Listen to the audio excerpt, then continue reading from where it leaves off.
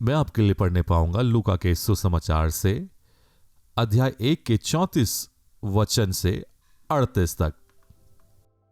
तब मरियम ने स्वर्गदूत से कहा, यह कैसे हो सकता है, क्योंकि मैं तो अभी कुंवारी हूं।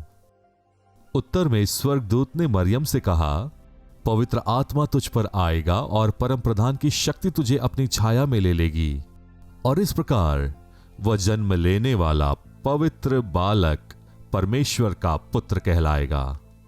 और यह भी सुन, तेरे कुनबे की एलिजाबेथ के गर्भ में बुढ़ापे में भी एक पुत्र है, और उसके गर्भ का यह 6वां महीना है, जिसे बांझ कहा जाता था, क्योंकि परमेश्वर के लिए कुछ भी असंभव नहीं है।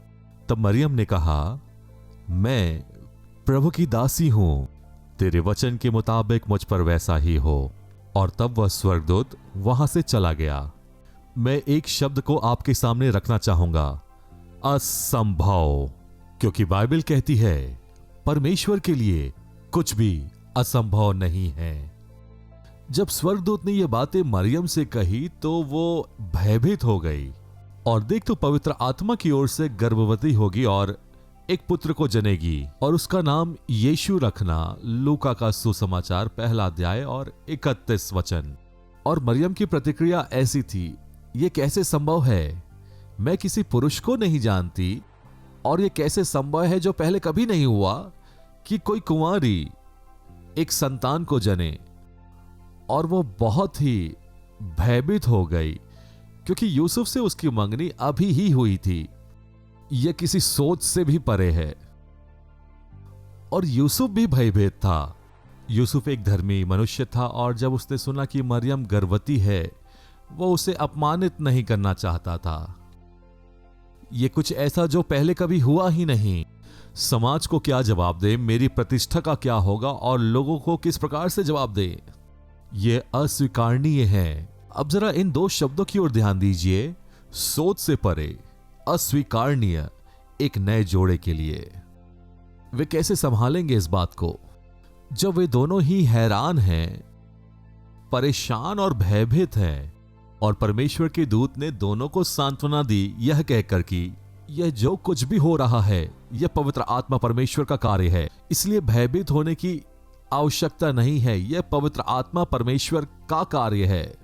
और जब मरियम ने इस बात को सुना, स्वीकार करते हुए उसने कहा, तेरे वचन के मुताबिक मुझ पर हो। और यूसुफ, उसने क्या किया? बाइबल बताती है यूसुफ ने वही किया जो परमेश्वर के दूत ने उससे करने को कहा। उसने मरियम को अपनी पत्नी कहकर स्वीकार किया, और उन दोनों ने ही एक सत्य का सामना किया। और वो क्या है?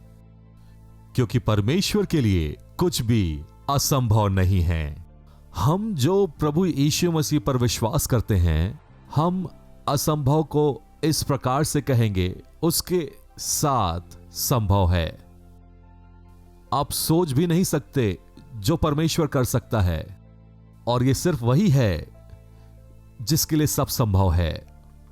परमेश्वर की सामर्थ्य का न्याय ना करें। जब परमेश्वर आपके जीवन में कुछ करना चाहता है, हो सकता है आप कहेंगे कि यह असंभव है, अस्वीकारनीय है, और यह भी कि यह बहुत कठिन है। लेकिन जब यह परमेश्वर से होकर आता है, बस कार्य करे, उसकी आज्ञा को माने, क्योंकि परमेश्वर के लिए कुछ भी असंभव नहीं है। और यही क्रिसमस का संदेश आपके लिए है। जब आप इस समय में होकर गुजरे, याद रखें कि परमेश्वर के लिए कुछ भी असंभव नहीं है। याद है जो मैंने कहा, आप जो परमेश्वर की संतान हैं, आप कहेंगे जो असंभव है वह उसके साथ संभव है, जिसका मतलब सब कुछ परमेश्वर के लिए संभव है। क्रिसमस की ढेर सारी शुभकामनाएं। जहां कोई भय नहीं है, चुनौतियों का सामना साहस के साथ करें। और यह मेरी प्रार्थना है कि परमेश्वर आपको हर मौसम में संभाले रहेगा, और आपको दृढ़ता देगा कि आप नए वर्ष में प्रवेश करें। मैं अपनी टीम मेंबर की ओर से आप सभी को क्रिसमस की शुभकामनाएं देना चाहता हूं, वो क्रिसमस जो मसीह केंद्रित है। प्रभु आप सभी को आशीष दे।